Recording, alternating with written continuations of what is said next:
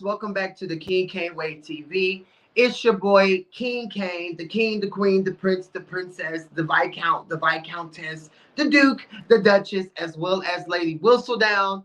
And I am here. I'm back. It is Super Bowl Sunday. I won't be before you guys long, but I definitely wanted to come and give my review over Real Housewives of Potomac, Season 7, Episodes 16 and 17. Episode 17, as we all know, is the finale. Please forgive me for the late upload. I am so sorry. But life happens, okay? But I'm here. It's today. It's Sunday. And before the reunion comes on, I don't know if the reunion is even going to come on tonight because it's the Super Bowl coming on. I don't know. But I definitely want to get this out.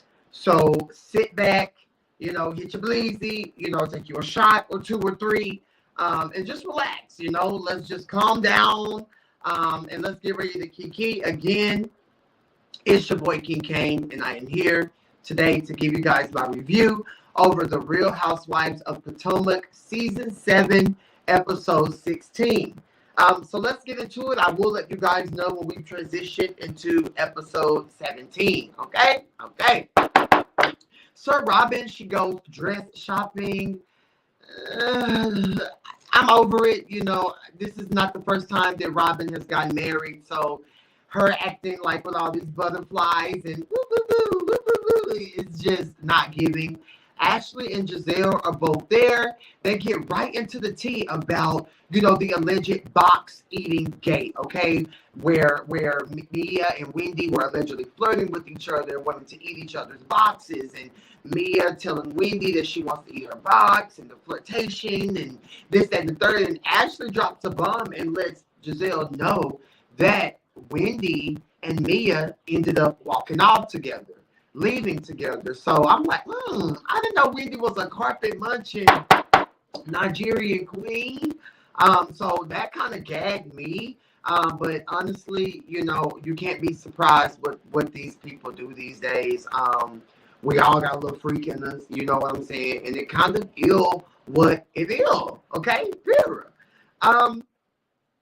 Giselle, she's playing this Miss USA with the crown. Because we all know she'll never be a bride again. Wendy said that she was intrigued. Wendy said that, Mia wanted the box, and, all she had to do was ask her, and she probably could have got it. So Giselle and Ashley, they're just kicking. When Robin comes out, in these ugly dresses, they like, oh, you look so cute. Ooh. Then she go back in there and they get right back. Ashley has to leave all of a sudden. We all know that all Ashley is good for is popping in the scene, being nasty, being messy, and then twirling off with her breast milk. So that's pretty much what she did. So Giselle is gagging. Giselle's like, oh, girl, I need this tea. I can't wait to tell, Sir Robin, because, they carpet munching anyway. They talk about the bachelorette party. Karen's not invited. Wendy's not invited because Robin was talking about, oh, y'all remember when Karen was reading and roasting Robin about one and his mistress that we've now found out it was true. That whole situation. Mia was laughing, and so, Wendy was laughing. So Robin feels a certain type of way. And I just think that's so childish. Like, if we apologize and we move forward, why do we keep taking steps back? Like, that's so weird. And honestly, Robin, you need all the camera time and attention that you can get from Wendy, because you really don't have a storyline, like not a solid one. So I don't know. I'm bored with Robin. I just don't like the way she moves. I'm sorry. Like, she can't help it that she was chuckling because you was getting red. Huh? Next we see Candace. I love the fresh hair. We finally see Chris. We haven't seen Chris since they lied on him and said he was trying to mess with Deborah with her ugly face. I miss seeing Chris on the screen. They discussed the video reveal and the album cover reveal, and how Candace is pretty much saying how she's excited Chris is excited and who she's inviting, yada, yada, yada.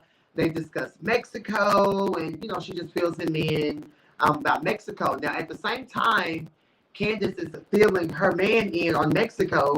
Karen and Wendy are kicking about Mexico at a separate scene. And,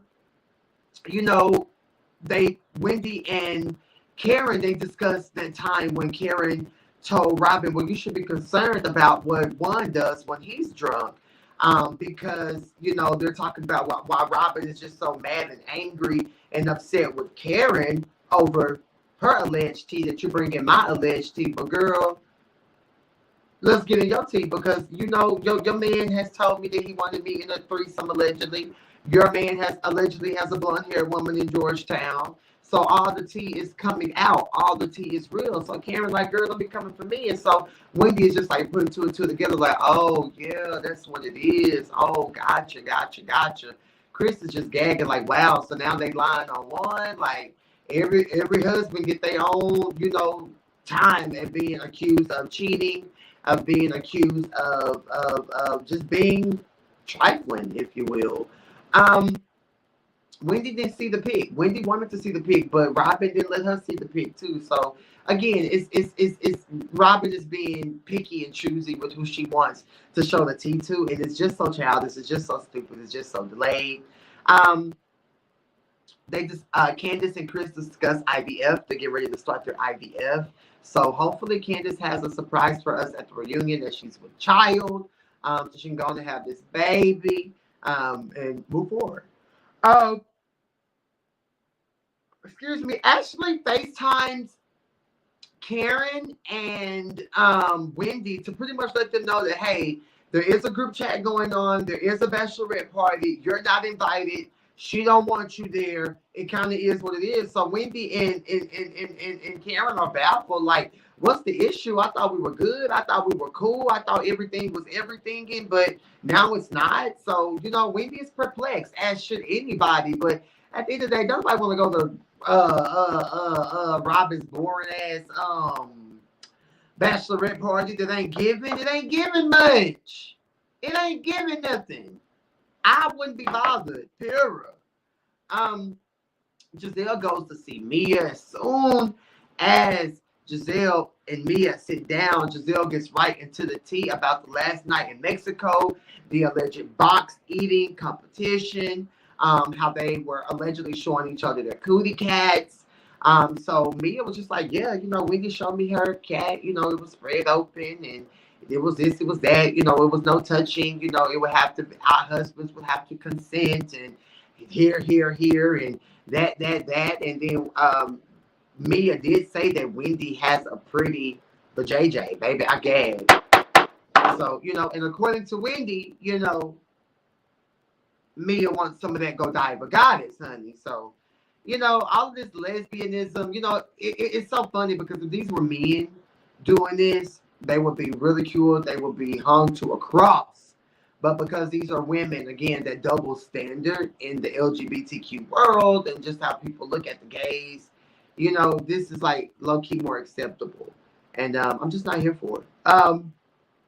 Mia confused about why Wendy's not invited to the bachelorette party. Like, it's just childish, and I agree with what Mia said.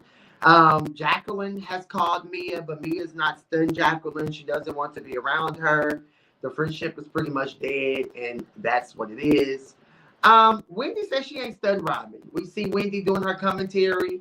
As we see Karen, she goes to sign a check, a $10,000 check to get, her candles going. So, the girls are still working. The girls are not bothered by not being invited to this bachelorette party. The bachelorette party was lame. They all get into like a sprinter and head down there. They're talking about Mexico. It really wasn't no tea until they got to the party, and we got Sharice with her big back and her big wig and her big face and her big neck, stuck and uncomfortable, just spewing all these rumors about Karen would get on any walk-in, and last time they was at the club together, Karen was in the bathroom doing this and doing that. Ashley and Mia got the same room on. Mia was like, oh, so y'all calling Karen the hashtag prostitute? It was just a lot of mess. And it was crazy to me how Candace wasn't really defending Karen. and or Mia, so it was just kind of crazy to me, I hate Karen's look. I hate Sharice's outfit.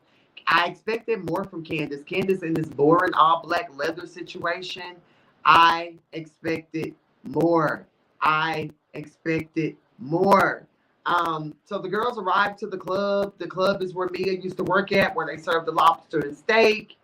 Robin says she's a strip club regular. I'm not surprised. We all know Robin is a down low woman. We all know that Robin likes women. Robin Dixon, and the D ain't for Dick. We know Robin. We know, a wet cat is what she truly desires. So, allegedly. While they're at the party and at the strip club and they're eating, they discuss Ashley's divorce. Now, I don't understand why they're discussing Ashley's divorce when she's already going through what she's going through with Michael. And then this is supposed to be Robin's bachelorette party. So, me personally, I don't want to hear about your divorce, sis, at my bachelorette party. I'm happy. I'm getting married. No shade to you and your situation, but that's not my situation. Ashley don't know what she want to do, girl. Good luck. Sometimes it's good, sometimes it's bad, but it's not always all bad. And all I can say is, Ashley, follow your heart, sir. Follow your heart. Follow your heart. Period. I do want to say Candace has been kind of boring this season. Yes, she's grown up. Yes, she's she got the music video with Trina. Yeah, she's had some reads, but Candace has pretty much been kind of boring. I think Candace is fading to the back. And then I'm about to gag her music video premiere. We are moving to episode 17, aka the finale. This is Real Housewives of Potomac, season 7. We are at the 12-minute and 6-second mark. Guys, please make sure you are liking this video, sharing this video, leaving a comment, okay? Being one with the people, okay? I love you guys. Let's get into episode 17. It has been a wild season. It's been a wild season. They show us the whole little playback. It has been brazy. It's been a brazy, wild season. Ashley and Dean, they go to True Food Kitchen. Dean want to take his shirt off. He hooping and hollering, acting the fool, being a kid. He's so cute, though. Once they get to inside and situated and they're ordering, Ashley FaceTimes her mom and tells her mom, hey, I got the house. She tells Dean that the house is his. Dean is happy. Dean is so cute. He got Ashley's jaw structure, but he kind of looked like Michael, too. But he's handsome. He's young. So I'm here for Dean. Dean is excited about the house. The mama said, child, good luck. The mama didn't too much care. She know her daughter ain't trying to divorce Michael Trey Darby. She know what is given. And honestly, I don't have any words because I feel like that's Ashley's situation and she want to be stupid and be dumb and buy a house with her soon-to-be ex-husband in their LLC. It's just, I don't know. She said financially it's better for her. So I don't watch people pockets. So, do what you got to do. She did say the mortgage is $13,000 a month and Michael be handling the business. Girl, Michael gonna pull a fast one on you like he always has. Karen calls Mia, catch up with Mia. She gets the tea about, all these things that Sharice was saying about her. And the most important thing about this scene is Karen is like, dang, girl, you didn't have my back. I thought we were friends. I thought we were cool. So Karen's like, okay, Mia, I'm watching you, with one eye open, one eye closed because that's, that's fake. But Karen, you can't expect these people to cover up for you, okay? I was shocked that Mia didn't have her back. And I was shocked that Candace didn't have her back either, but you can't expect these people. These people are going to get their kikis in, and the truth be told, these people are just excited that, ain't nobody talking about their man or what they got going on too. So you kind of have to take it for what it is. The next scene, Robin's parents, they come and visit. Robin has a beautiful home. I love the kitchen and I love Robin's office. That's the only thing I could say nice about flat back Sir Robin. She has a beautiful home, for sure. Her parents come over. She tells them about the wedding. The mama feels the way that she's not invited. we're rooting for y'all. We love y'all. You know, the daddy's like, yeah, you know, I'm here too. You know, sorry for popping in. You know, but you know, I don't know. It seems like the mama is supportive, but I feel like, and I hate to say this because I don't really care for Robin, but people do what they want to do. I was just telling somebody this. The best thing about growing up and getting older is building your own family and establishing your own rules and establishing your own traditions and how you want to maneuver as a family. So, you know, good luck, Robin. Don't really care about the wedding. Um, as we do know, once we saw the wedding at the end of the episode, it was tired, it was through, and the mama and the daddy was there. And it gagged me that you didn't want nobody there, but you allowed production to be there. Then you walk down and you kiss your butt and like, look at us, look at us. It's not genuine, and I don't like it. I'm not here for it. And like Karen said, I don't want to celebrate a woman in pain, but Karen was telling the truth. So this whole wedding thing, I want to get over. I don't care. However, I do love Robin's dad. Mia goes to the doctor to see what's going on with her lumps and bumps and, you know, having all these surgeries and, you know, keloid. G is there with her. The testing, they found no life-threatening issues. She does have swollen lymph nodes. Now, I do know swollen lymph nodes could be a sign of a lot of things. So prayers, you know, for Mia. I love the side part that Mia has, the long black side part. That was really cute. The doctor comes in and tells her that it's nothing serious. It's pretty much a rash, and she needs to get an X-ray of her chest to make sure that she ain't got, you know, was it tuberculosis or something? He said so. She said so. You know, we love you, Mia. We're praying for you, Mia, here down at the King Can't Wait TV. But stop being so messy, Miss Lumpy. Giselle is having ice cream with her daughters. Grace in this black goth makeup. Is that a teenage tween thing? I absolutely hate the dark makeup over Grace's eyes. Grace needs to lighten up her eyes. You're a beautiful girl, Gracie Poo. Stop. Hated it. Giselle tells her girls about, you know, how she's about to have a hysterectomy. The girls are gagging, but they love on their mama and they speak life into their mama. And, you know, when she told them about her date, they didn't too much care because they know their mama is from Hampton University. So they got, you know, Sherman was here, Sherman was gone. Their dad was here, and the dad was gone. So I don't think they too much care. But I did love the end when they were like hugging on their mama and just being really sweet and just showing her support. Wendy FaceTimes Karen. And Karen tells Wendy the tea about the party and all these rumors and how, you know, Mia didn't have her back. And Mia, you know, Professor Ofeso, she quoted MLK. And it was basically along the lines like, my friend's silence is more deadly than my enemy's rage. And I felt that.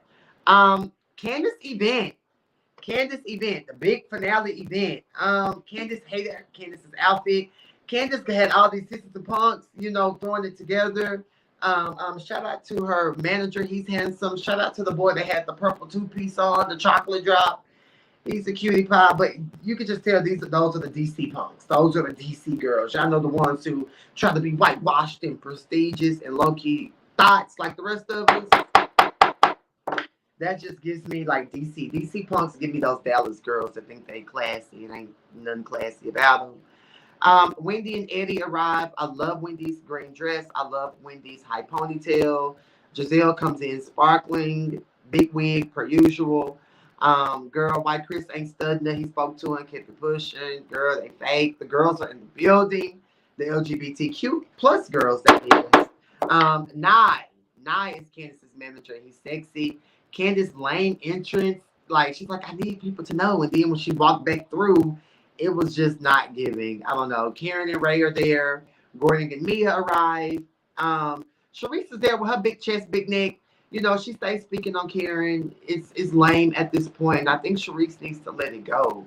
Sharice needs to let it go. Karen don't see it for you. Y'all not friends. Like, Stop bringing her up every time you see her. Like, she don't want to come over there and talk to you. She's not friends with you. She ain't studying you. Ashley arrives alone. Ashley gets right to the tea with Wendy about Cookie Gate, about Eat Box Gate, and about Godiva Goddess Gate. And so they have this whole Kiki moment, Mia, Wendy, and Ashley, about Mia wanting to eat and touch and get some of Wendy's box. Okay. Candace thanks everybody for coming. She cries. I love the speech that she gave her husband. Even though miserable people try to come for us, you are my rock. You are my man. You are my husband. And I love you, Daddy. And I love you. And I just thought that that was so beautiful and so sweet. And I was just so here for it. I love how Chris walked up and gave her a hug. And like Candace said, you can't break us. Next. I love that because that's real love. Show these girls that no matter what they try to do, no matter what they try to do. And it's just so crazy that Ashley, after I give my husband this beautiful, beautiful speech about the haters and the naysayers, and I love him regardless, you're going to take your big forehead, long leg, no hips, to my man and try to talk to him about some bull after I just gave him a speech. Yeah, I don't care about him threatening you. I can't believe Candace let Ashley walk up on her husband like that. That's what I'm saying, Candace. You just, yeah, you trying to be classy. Yeah, you trying to grow, but you let this girl who you don't really even see it for approach your man after you just told her no. It's giving weak energy, okay?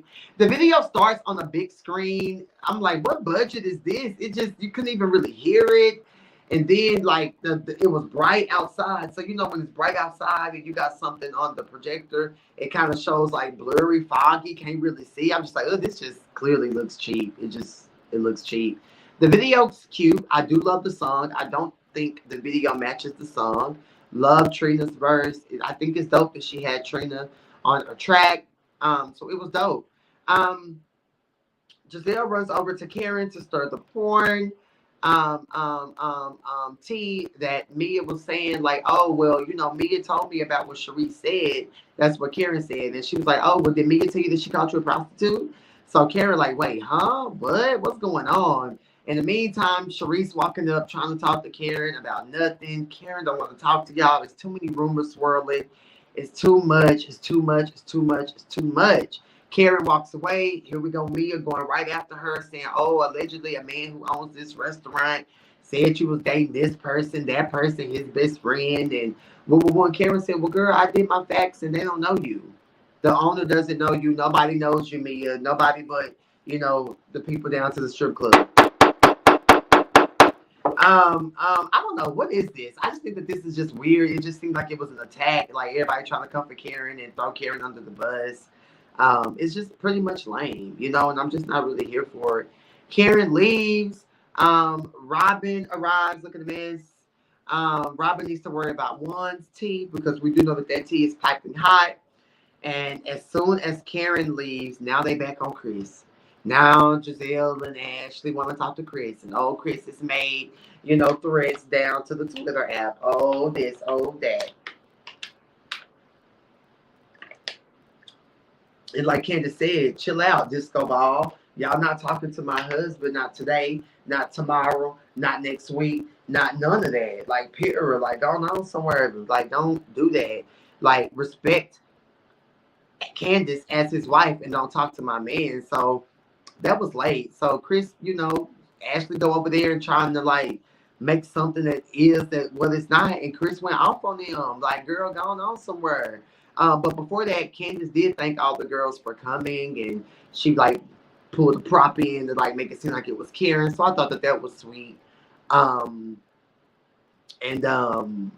know, that was pretty much the finale. You know, they got Chris going off about some BS, and I don't even want to get into it because it's late. We all know he don't want Deborah.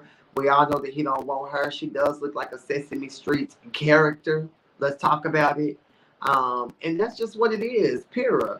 So after the end of the episode, I love how they show what the girls are up to. So Maeve lost her franchises and moved out of her Potomac house. We don't care about the wedding. They got married in Maryland. One used to be fine early in the seasons. One has aged horribly. One has evolved it, and I don't like it. I don't like it. I don't like it. I don't like it. Nobody was there. Who was the pastor talking to when he was like, "Yes, good people." Everybody in the. I'm like, who are you talking to? Anybody there but the mom and the daddy and the children? Child, and then they gathered us at the end of the episode when it said that one been cheating. 5 months later, after the wedding, January, y'all got married in August. 8 months later, August, September, October, November, December, January. 5 months later, he was communicating with somebody.